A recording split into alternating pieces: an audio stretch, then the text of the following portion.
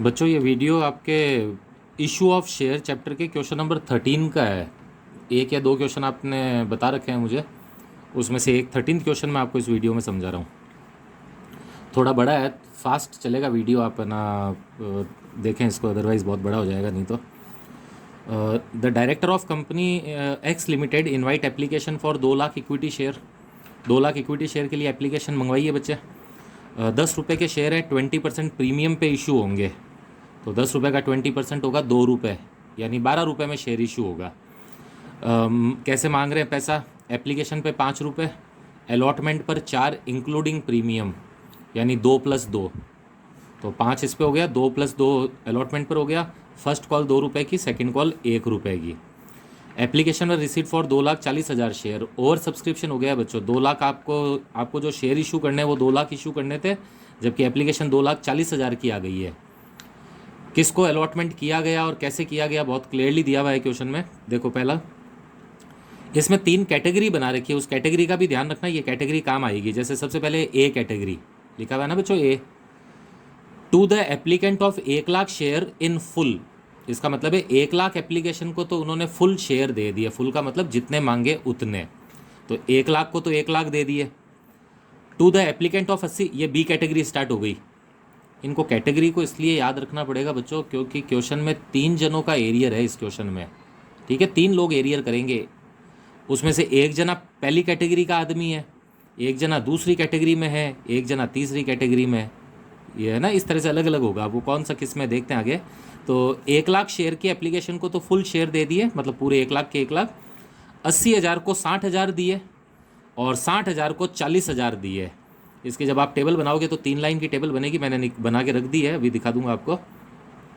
अब देखो एरियर क्या हुआ है, बस उस एरियर वाले पॉइंट पे थोड़ा सा ध्यान से देखना था, अदरवाइज आप कर लेते, अधिकतर बच्चों ने कर लिए थे क्वेश्चन सारे। देखो, applicant of 1,000 share falling in category A and applicant of 1,200 share in category B fail to pay allotment money. This share were forfeited, आगे लिखा हुआ है, on failure to pay the first call. अब यहाँ पे बच्चों एक बात का ध्यान रखना, नोटिस करना वो बात, ये एप्लीकेंट वर्ड, ये इस क्वेश्चन का एक छोटा सा इंपॉर्टेंट पॉइंट है। एप्लीकेंट का मतलब होता है बच्चों, इन्होंने इतने शेयर की एप्लीकेशन दी थी, लेकिन इनको इतने मिले हैं या नहीं मिले हैं ये हमें थोड़ी ना पता है अभी। ये ऊपर कैटेगरी देख के पता चलेगा बच्चों। तो बच्चे क्या करते हैं, नॉर्मली इस पे 1,000 और 1,200 शेयर पे एरियर निकालने लग जाते हैं। लेकिन आप यहाँ पर ये देखो, होल्डर ऑफ 1,000 शेयर या 1,200 शेयर नहीं लिखा हुआ, एप्लीकेंट ऑफ 1,000 शेयर और 1,200 शेयर लिखा हुआ है। तो इन्होंने कहा कि सर ए कैटेगरी जो थी, अब आप ए कैटेगरी को ध्यान दो बच्चे, ए कैटेगरी में तो 1 लाख को फुल शेयर मिले ना, 1 लाख को फुल का मतलब है जिसने 1 लाख मांगे उसको पूरे 1 लाख मिले, यानी इस वाली कैटेगरी में तो मना ही नहीं किया गया है। तो अब आप वो प्रपोर्शनेटली देखते हैं ना, फर्स्ट कैटेगरी में अगर 1 लाख को फुल मिले हैं तो देखो बच्चों, एक एप्लीकेंट है जिसने 1,000 शेयर की एप्लीकेशन दी थी, जो कि ए कैटेगरी में था, उसने अपनी अलॉटमेंट और फर्स्ट कॉल नहीं दी है। तो अगर ये कह रहा है कि 1,000 की उसने एप्लीकेशन दी थी, तो आपको ये निकालना पड़ेगा कि उसको शेयर कितने मिले। तो उसके लिए आपको इसकी कैटेगरी देखनी पड़ेगी। तो 1,000 एप्लीकेशन वाला ये आदमी किस कैटेगरी में है? ए कैटेगरी में है ना। तो बच्चों ए कैटेगरी में तो हमें ये दिख रहा है ना कि फुल अलॉटमेंट किया गया है, मतलब जितने मांगे उतने दिए गए हैं। तो इसका मतलब इस 1,000 को भी पूरे 1,000 दिए गए होंगे। वापस समझो, ये 1,000 का जो एप्लीकेंट है वो ए कैटेगरी में है, तो हमें पता है ए कैटेगरी वालों को तो सबको शेयर मिले हैं ना। तो सबको शेयर मिले हैं और जितने मांगे थे उतने मिले हैं ना, तो इसको भी पूरे ही मिले होंगे। तो देखो बच्चों, 3 जनों के मैंने वो एरियर वाले शेयर निकाले। इधर देखो आप, ये टेबल तो मैं भी दिखा दूंगा आपको। ये देखो एरियर, इन एरियर वाले लोगों को शेयर कितने अलॉट हुए वो निकाल रहा हूं मैं। और बच्चों बाद में एरियर इन्हीं शेयर का आप एडजस्ट करना, न कि इनका। एप्लीकेशन कितनी दी है उससे मतलब थोड़ी ना है शेयर कितने मिले थे। तो देखो बच्चों, एक जना था जो जिसने 1,000 के लिए एप्लीकेशन दी थी, 1,000 के लिए। तो मैंने कैलकुलेट करा कि उसको शेयर कितने मिले होंगे। तो आप देखो फर्स्ट कैटेगरी देखो, जो मैं भी पढ़ा रहा था ना, फर्स्ट कैटेगरी के बच्चे 1 लाख एप्लीकेशन को आपने 1 लाख शेयर दिए हैं, तो ये तो ओरली पता चल गया, 1 लाख को 1 लाख दिए हैं तो फिर बच्चे 1,000 को कितने मिले होंगे, पूरे 1,000 मिले होंगे ना। फिर भी मैं प्रोपोर्शनेटली देखो निकाल के बताया है कि 1 लाख एप्लीकेशन को अगर 1 लाख शेयर मिले हैं, 1 लाख एप्लीकेशन को अगर 1 लाख मिले हैं तो 1,000 को कितने मिले, 1,000 को 1,000 मिले होंगे। तो 1,000 शेयर के ऊपर एरियर हुआ है कौन कौन सी कॉल का, अलॉटमेंट और फर्स्ट कॉल का। इसको वो प्रोपोर्शनेटली निकालना बोलते हैं। अब वो बी वाला याद है क्या बोल रहा था, देखो आपको एक बार किताब दिखाऊं वापस, ये देखो, applicant of 1200 share in category B. तो अब की बार ये कैटेगरी बी के अंदर है, वापस 1200 का एप्लीकेंट है, तो इसको शेयर कितने मिले हुए होंगे। देखो इधर हमें पता है बी कैटेगरी में 80,000 को 60,000 शेयर मिले थे, 80 को 60, यानी जिन्होंने 80 मांगे उसको 60 मिले।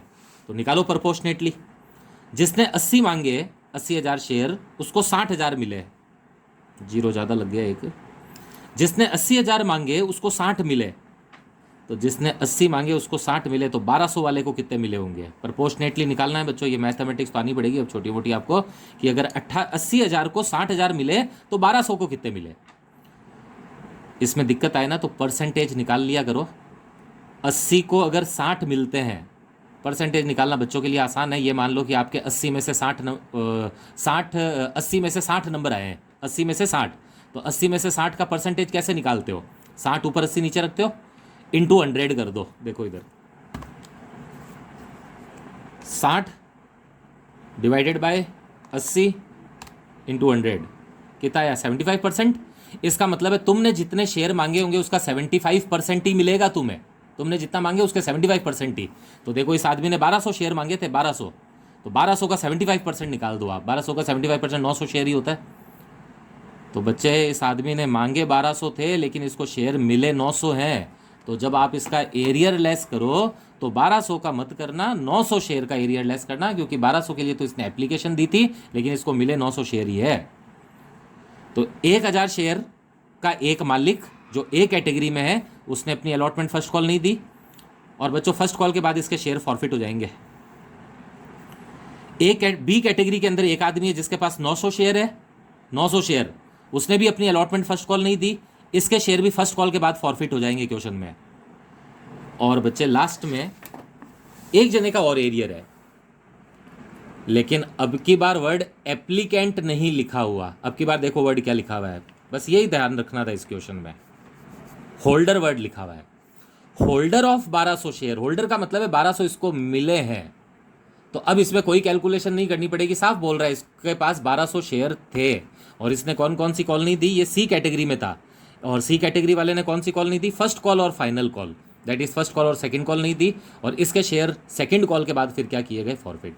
तो तीसरा आदमी जिसका एरियर चल रहा है उसके कितने शेयर है उसके पास, देखो सी के पास 1200 शेयर है, इसके लिए मैंने कोई कैलकुलेशन नहीं करी क्योंकि पहले से ही वर्ड क्या बोला हुआ था, होल्डर।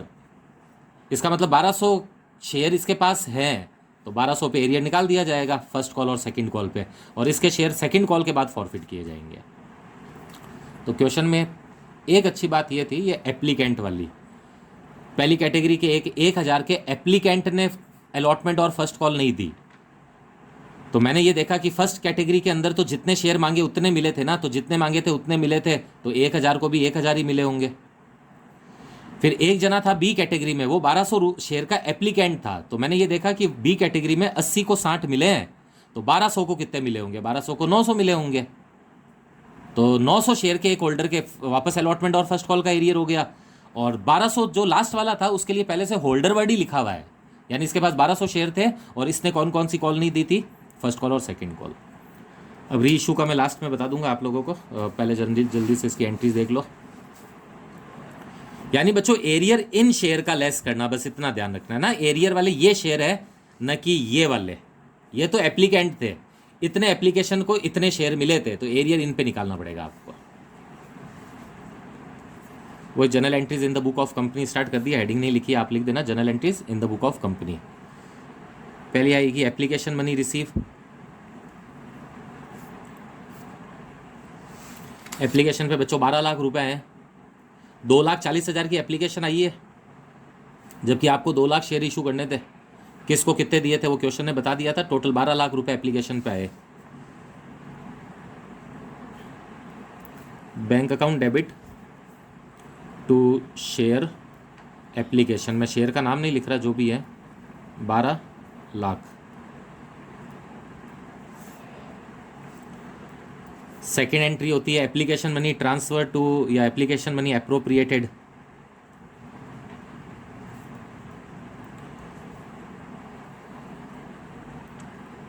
तो आप देखो बच्चे, 12 लाख में से आपने क्या क्या किया था? 12 लाख में से 10 लाख तो एप्लीकेशन का ही है, 10 लाख।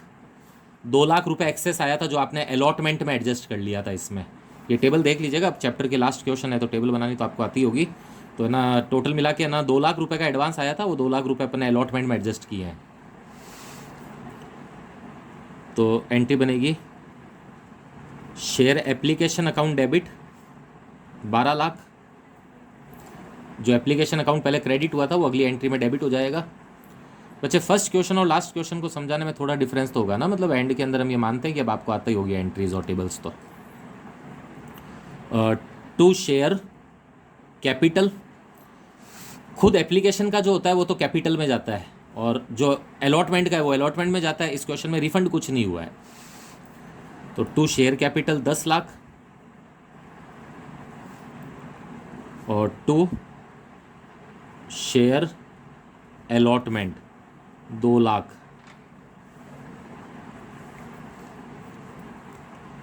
अब अलॉटमेंट ड्यू कर लो। अलॉटमेंट ड्यू,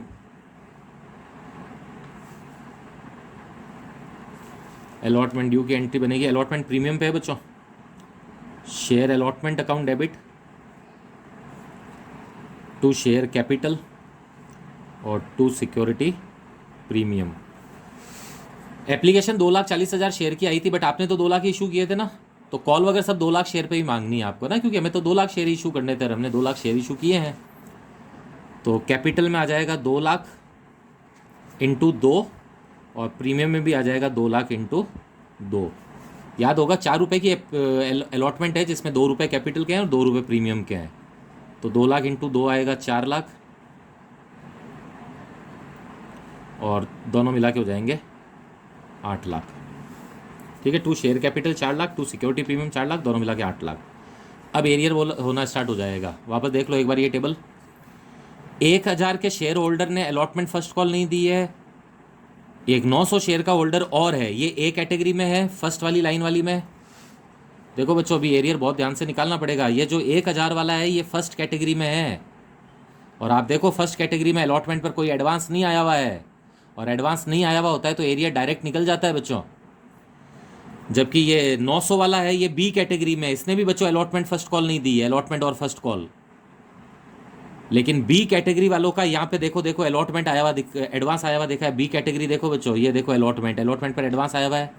और आपको पता है जब भी बच्चों एडवांस भी आया हुआ हो और एरियर भी हुआ हुआ हो तो फिर बड़ी वाली कैलकुलेशन होती है एरियर निकालने के लिए। तो बस इन दोनों का ध्यान रखना, इनका अलॉटमेंट और फर्स्ट कॉल में एरियर है, जबकि लास्ट वाला जो है ना जिसके पास 1200 शेयर थे उसका फर्स्ट कॉल और सेकंड कॉल में एरियर है। यानी बच्चे फर्स्ट कॉल पे तो तीनों का एरियर आएगा, इन तीनों का ही। बाद में बात करते हैं फर्स्ट कॉल की, अभी अलॉटमेंट की बात करते हैं। अलॉटमेंट पे 2 जनों का एरियर है, एक तो इसका और एक इसका।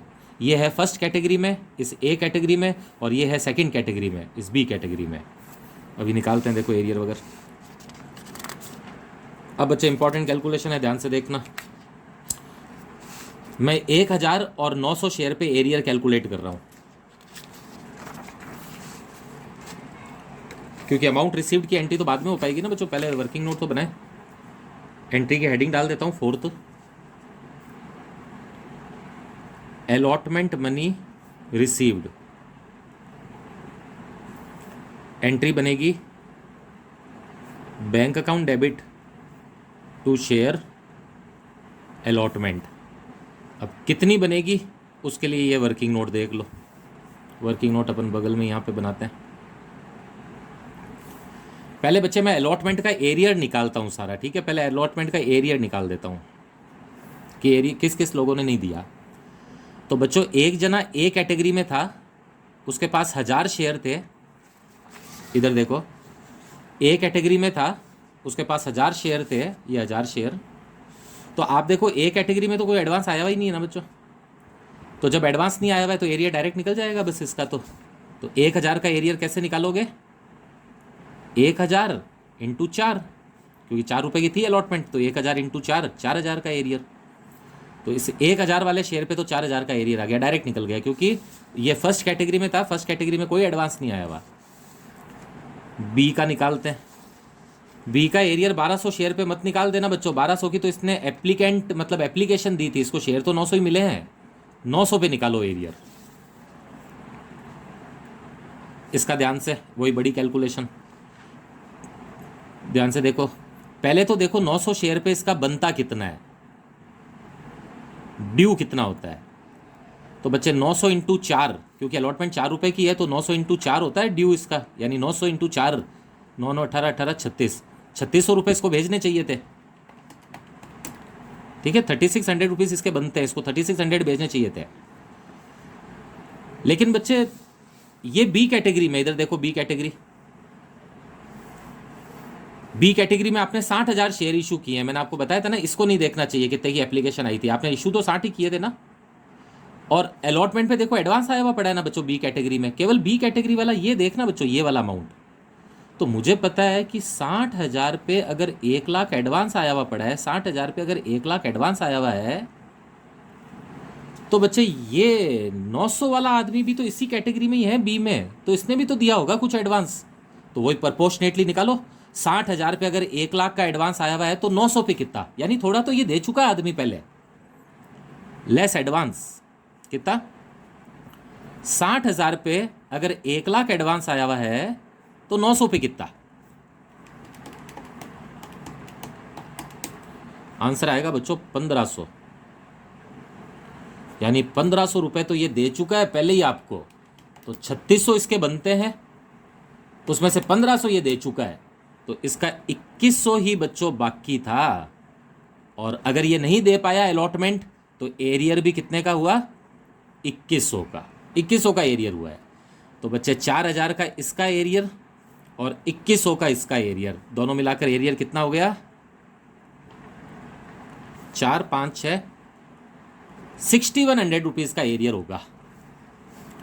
अब देखते हैं अलॉटमेंट पर आएगा कितना पैसा। इधर देखो, शेयर अलॉटमेंट अकाउंट डेबिट आपने ड्यू कितनी करी है अभी, 8 लाख ड्यू करी, 4 लाख का था कैपिटल और 4 लाख का था प्रीमियम, टोटल 8 आने चाहिए थे।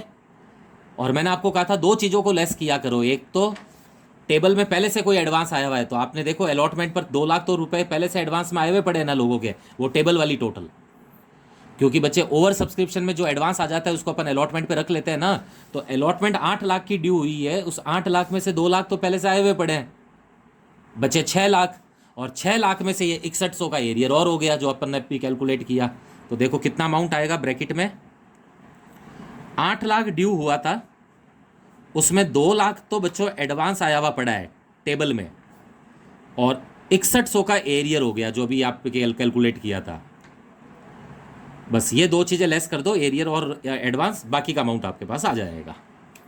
8 लाख माइनस 2 लाख टेबल में एडवांस आया हुआ पड़ा है, और 6100 का एरियर हो गया, आंसर आएगा 593900। इतना पैसा बच्चों अलॉटमेंट पर आएगा। मैंने पूरी एंट्री भी बता दी है, वर्किंग नोट भी बता दिया है इसका। अब वापस थोड़ी सी स्पीड बढ़ा रहा हूँ, फर्स्ट कॉल ड्यू करते हैं। ये 5th एंट्री है बच्चों, ठीक है, ये ऊपर वाला यहाँ पे ख़त्म हो गया था working note. First call due, क्योंकि अभी तक कोई शेयर फॉरफिट तो किए नहीं है, फर्स्ट कॉल के बाद फॉरफिट करेंगे, इस ए और बी कैटेगरी के फर्स्ट कॉल के बाद फॉरफिट हो जाएंगे शेयर। और देखो बच्चों फर्स्ट कॉल पे किस किस का एरियर है, फर्स्ट कॉल पे तीनों का ही एरियर है, ए कैटेगरी वाले 1000 का भी, बी कैटेगरी वाले 900 का भी, और सी कैटेगरी वाले 1200 का भी। इसके फर्स्ट कॉल और सेकंड कॉल में एरियर था, यानी फर्स्ट कॉल में तो इसका भी एरियर हो गया है।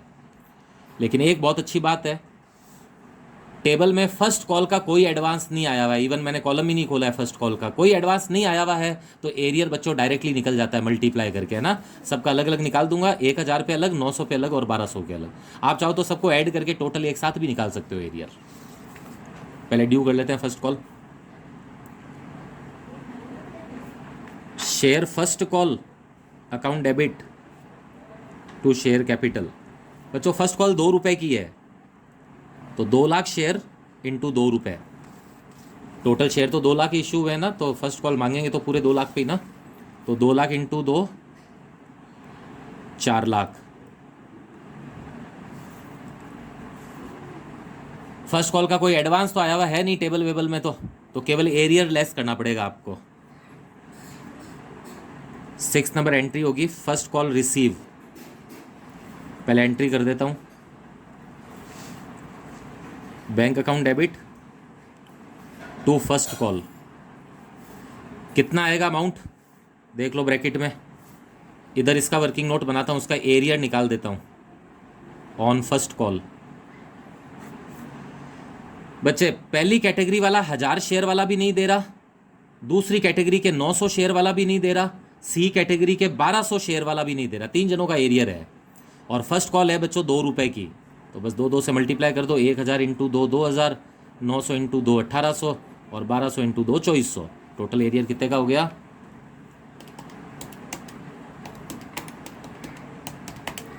6200 का टोटल एरियर हो गया। आ जाओ इधर। फर्स्ट कॉल ड्यू तो हुई थी बच्चों 4 लाख की, उसमें से 6200 का एरियर हो गया है, बाकी का अमाउंट आ जाएगा 393800। 393800 4 लाख माइनस 6200 393800 हो गई फर्स्ट कॉल की entry.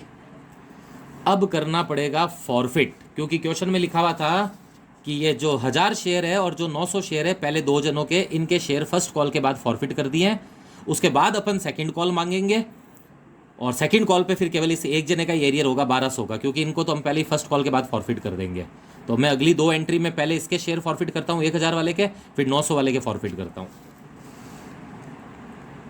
7th entry forfeit of 1000 share.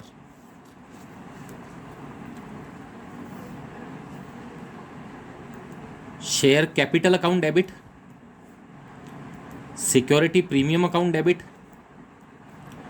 To share allotment और टू शेयर फर्स्ट कॉल।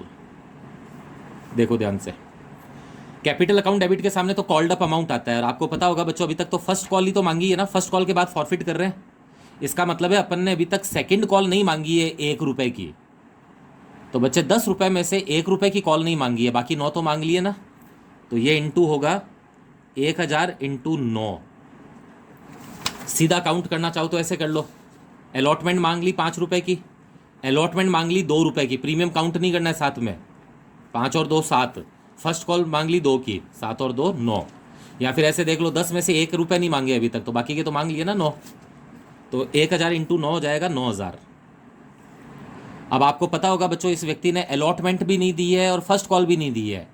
तो अलॉटमेंट नहीं दी है इसका मतलब है प्रीमियम भी नहीं दिया, और प्रीमियम अगर नहीं देता है तो प्रीमियम डेबिट करना पड़ता है। तो देखो सिक्योरिटी प्रीमियम भी डेबिट कर रहा हूँ 1000 इंटू 2। और यही अगर प्रीमियम दे देता ना, ये अलॉटमेंट दे देता, अगर प्रीमियम दे देता तो फिर डेबिट नहीं करना पड़ता प्रीमियम को। ये हो जाएगा 2000।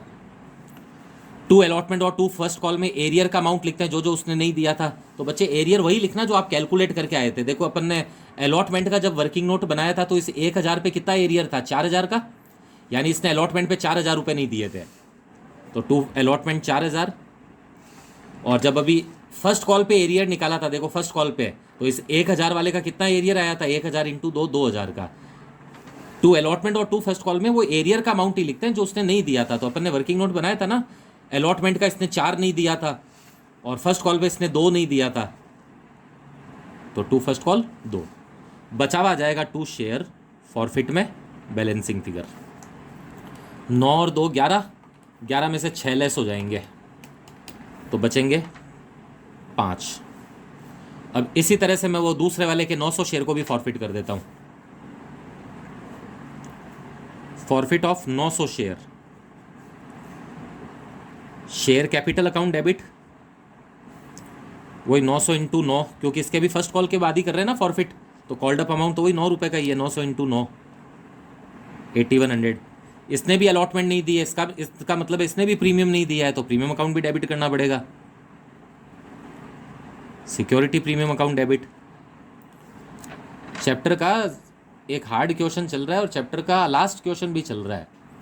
तो ये माना जा रहा है कि आपको आती है बेसिक वगैरह और एंट्रीज सब आपने याद कर रखी है।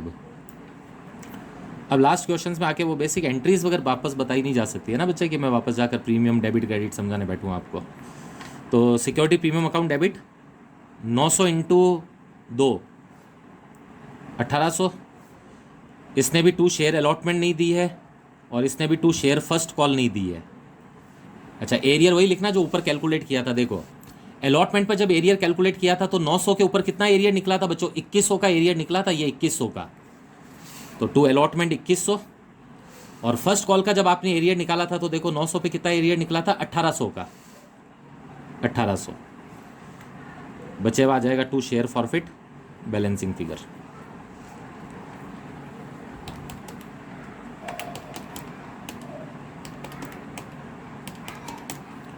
6000 इसका आएगा। ये शेयर अपन ने फर्स्ट कॉल के बाद फॉरफिट कर दिए और अब अपन सेकंड कॉल मांग रहे हैं। तो ध्यान रखना बच्चों, 1900 शेयर, 1000 ये और 900 1900 शेयर आपने जब्त कर लिए हैं। जब्त करने का मतलब है शेयर वापस ले लिए। तो अब जब सेकंड कॉल मांगोगे तो 2 लाख शेयर पे मत मांग लेना। 2 लाख में से 1900 तो आपने फॉरफिट कर दिए हैं जो अभी तक रीइशू नहीं किए हैं वापस। तो 1900 लेस करके अब आप सेकंड कॉल मांगना, क्योंकि 1900 शेयर तो आप फॉरफिट करके वापस लेकर आ गए अपने पास, और अपन इनको रीइशू करेंगे सेकंड कॉल के बाद, सारी कॉल के बाद करेंगे। तो आप सेकंड कॉल 1900 शेयर लेस करने के बाद मांगना। देखो 9th नंबर एंट्री है, सेकंड कॉल ऑन कितने शेयर बच्चों? 2 लाख में से 1900 शेयर लेस कर लो, बचेंगे 1,98,100 शेयर। इतने शेयर पे सेकंड कॉल मांगनी है बच्चों। 198,100, 2 लाख शेयर पे मत मांगना, क्योंकि 1900 शेयर तो अपन ने क्या कर दिए? Forfeit. Share second call account debit to share capital 198,100 into 1 रुपये। लास्ट कॉल बच्चों 1 रुपये की है सेकंड कॉल, तो 198,100। अब सेकंड कॉल का अमाउंट आएगा। Second call receive bank account debit to share second call. और बच्चे सेकंड कॉल में केवल एक ही जने का एरियर हो रहा है, यहाँ पे लिख देता हूँ एरियर। उसके पास 1200 शेयर है और उसने अपनी ये कॉल नहीं दी है। था ना थर्ड कैटेगरी वाला बच्चों ये आदमी, ये थर्ड 1200 वाले ने क्या क्या नहीं दी थी? अलॉटमेंट नहीं दी थी और फर्स्ट कॉल नहीं दी थी, सॉरी फर्स्ट कॉल नहीं दी थी और सेकंड कॉल नहीं दी थी। तो इसका सेकंड कॉल पे 1200 शेयर का एरियर हो रहा है। तो 1200 इंटू 1 1200 रुपये का एरियर हो जाएगा। तो बच्चे टोटल फर्स्ट कॉल थी 198,100 की, 198,100 की, उसमें से 1200 का एरियर आप लेस कर दो, बाकी की बैंक की एंट्री हो जाएगी 196,900। ठीक है, ये एरिया निकाल दिया है और बैंक की एंट्री कर दी है। और अब अपन इसके शेयर फॉरफिट करेंगे, क्योंकि लास्ट में लिखा हुआ है सेकंड कॉल के बाद उसके फॉरफिट किए हैं इस 1200 वाले के। पहले 2 वाले के तो कर दिए थे फर्स्ट कॉल के बाद, इसके थर्ड वाले के कर रहे हैं सेकंड कॉल के बाद। 11th entry 1200 share forfeit after second call. Entry बनेगी शेयर कैपिटल अकाउंट डेबिट, क्योंकि बच्चों अब सारी कॉल आपने मांग ली है और आप सेकंड कॉल के बाद फॉरफिट कर रहे हो, तो फुल्ली कॉल्ड हो चुका है ना शेयर। तो 1200 इंटू पूरा 10 ही लिखना पड़ेगा, क्योंकि सारी कॉल मांग ली है अपन ने 12,000। इस केस में सिक्योरिटी प्रीमियम अकाउंट डेबिट नहीं करना पड़ेगा, क्योंकि उसने अपना प्रीमियम दे दिया है। इस बेचारे ने तो सेकंड कॉल और फर्स्ट कॉल और सेकंड कॉल का एरियर किया। अलॉटमेंट तो ये दे चुका था, अलॉटमेंट दे चुका है, यानी ये प्रीमियम दे चुका था, तो प्रीमियम डेबिट नहीं करना पड़ेगा। टू शेयर फर्स्ट कॉल, एक तो उसने फर्स्ट कॉल नहीं दी थी, टू शेयर सेकंड कॉल, एक इसने सेकंड कॉल नहीं दी थी।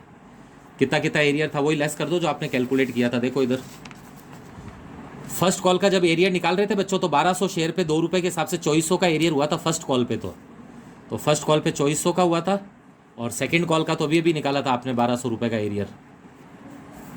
सेकंड कॉल पे 1200 का एरियर हुआ था इसी 1200 शेयर पे। ऐसे देख लो ना, फर्स्ट कॉल 2 रुपये की थी बच्चों, तो 1200 इंटू 2 और सेकंड कॉल 1 रुपये की थी, 1200 इंटू 1। बाकी अमाउंट वही होता है जो आप वर्किंग नोट में एरिया लेस करके आते हो पहले। 2 share forfeit balancing figure 12,000 minus 2400 और माइनस 1200, 8400 बच्चों इसके फॉरफिट हो जाएंगे। अब आप बच्चों है ना फॉरफिट वाले तीनों अमाउंट याद रखना, क्योंकि अब आखिर में जाकर वो कैपिटल रिजर्व वाली एक कैलकुलेशन होगी। देख लो किस किस के कितने फॉरफिट किए, इधर देख लो बच्चों एक बार। 1000 शेयर जो फॉरफिट किए थे उस पर 5000 फॉरफिट किए हैं, 1000 पे 5000। इनमें से जितने शेयर रीइश्यू हो गए ना उनका कैपिटल रिजर्व में ट्रांसफर करना पड़ेगा बच्चों। 900 शेयर पे आपने 6000 फॉरफिट किया था, और अभी अभी 1200 शेयर पे 8400 फॉरफिट किया है। तीनों का अलग अलग याद रखना बच्चों, किसका कितना फॉरफिट किया है। और अब लास्ट आप अपनी बुक में देख लेना क्या लिखा हुआ है। चलो इधर देख लो बच्चा, आपने शेयर तो बहुत फॉरफिट किए हैं, लेकिन उसमें से अब देखो लास्ट में ये कुछ शेयर रीइश्यू कर रहा है सेकंड कॉल के बाद। 1300 शेयर इंक्लूडिंग 1000 कैटेगरी ए और 300 कैटेगरी बी वर री issued at the rate of 8 fully paid up. देखो बच्चों इसने टोटल 1300 शेयर री इशू किए हैं। इधर देखो टोटल मिला के बताए शेयर कितने फॉरफिट हुए। देखो ये वाले 1000, 900 और 1200, इनको सबको मिलाते हैं ना ये 3100 शेयर है। नहीं 3100 है कितने, 1000, 900, 1200, हाँ 3100 है। अब इन्होंने कहा 3100 में से हम केवल 1300 शेयर रीइश्यू कर रहे हैं, केवल 1300। तो मैं इनसे पूछूंगा भाई 1300 कौन से वाले कर रहे हो, क्योंकि मैं कैपिटल रिजर्व निकालूंगा तो मुझे ध्यान रखना पड़ेगा, क्योंकि जितने शेयर रीइश्यू हो जाते हैं ना उनका अमाउंट कैपिटल रिजर्व में ट्रांसफर करना पड़ता है, और जितने रीइश्यू नहीं होते उनका फॉरफिट में पड़ा रहता है। तो इसने कहा सर देखो 1300 में से हम पहले वाले के तो 1000 पूरे ले रहे हैं, ये तो पूरे रीइश्यू कर रहे हैं, और 300 हम दूसरे वाले के कर रहे हैं। इस 900 में से 300 कर रहे हैं, इसका मतलब है ये 1200 रीइश्यू नहीं हुए, और इस 900 में से भी 600 रीइश्यू नहीं हुए हैं। 900 में से केवल 300 रीइश्यू हुए हैं, और ये वाले सारे रीइश्यू हो गए। तो पहले मैं एंट्री लिखवा देता हूं, 8 रुपए में रीइश्यू हुए हैं बच्चों।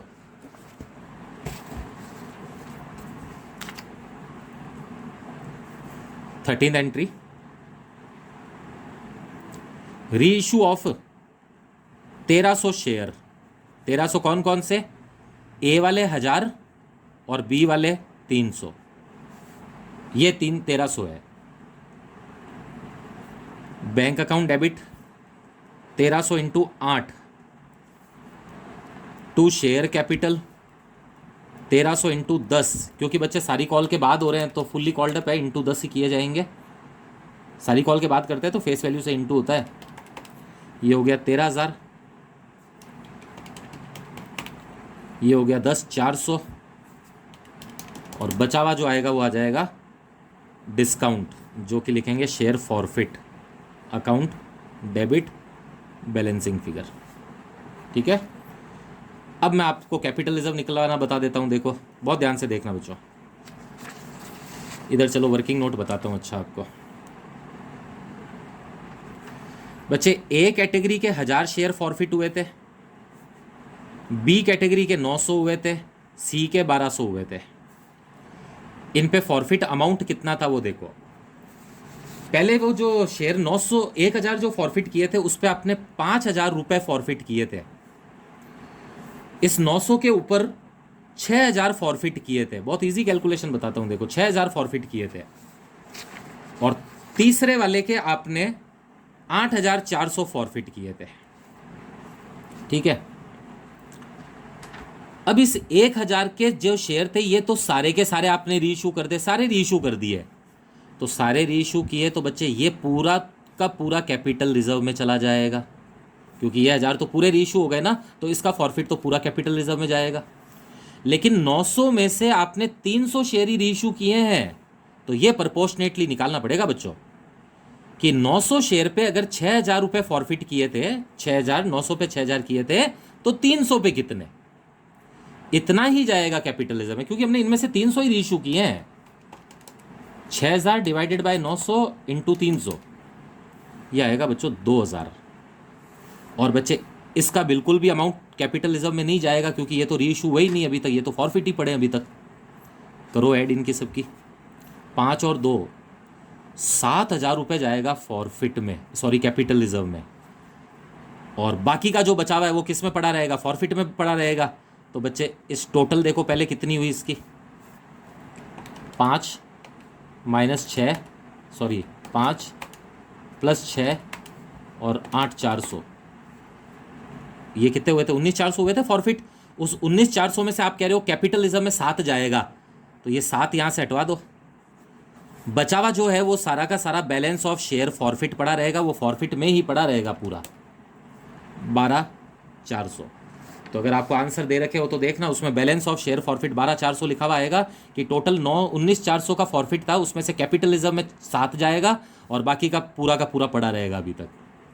और अब लास्ट बात, जब आप कैपिटल रिजर्व में ट्रांसफर करते हो तो मैंने एक बात बताई थी कि कैपिटल रिजर्व में ये पूरा 7 कर देना, लेकिन अगर रीइश्यू में कोई काम में ले लिया है तो वो पहले लेस कर देना। तो बच्चे टोटल 7 में से अपन ने थोड़ा रीइश्यू में डिस्काउंट दिया है, बताओ कितना दिया। अभी वाली एक एंट्री देखो, रीइश्यू पे अपन के 2600 का डिस्काउंट दे दिया ना अपन ने, तो 7,000 जो कैपिटल रिजर्व में जाना था उसमें से 2600 तो हमने यूज कर लिया, बचा कितना, ये चला जाएगा कैपिटल रिजर्व में 4,400। तो कैपिटल रिजर्व का आंसर भी देखो बता दिया, और बैलेंस ऑफ फॉरफिट का कितना बचा वो भी बता दिया आपको। बस ये ध्यान रखना बच्चों, कैपिटल रिजर्व में जब ट्रांसफर करते हैं ना अमाउंट, तो केवल रीइश्यू शेयर वाले का ही करते हैं, जितने शेयर रीइश्यू हुए हैं उनका फॉरफिट होता है, और उसमें से भी अगर रीइश्यू डिस्काउंट में कोई काम में ले लिया तो वो माइनस करना पड़ता है। तो लास्ट एंट्री क्वेश्चन की 14, amount transfer to capital reserve, share forfeit account debit to capital reserve. अब बच्चे इसका बैंक अकाउंट आपको अपना बनाना है और बैलेंस शीट अपना बनानी है। कोई दिक्कत हो फिर भी तो आप पूरा काम करके लाएंगे अपना रजिस्टर वगैरह में, और फिर कोई डाउट वगैरह हो तो मेरे फ्री टाइम के अंदर आप आके पूछ सकते हो कि ये कैलकुलेशन सर मुझे नहीं पता चली है ना, करें इसको ट्राई है ना।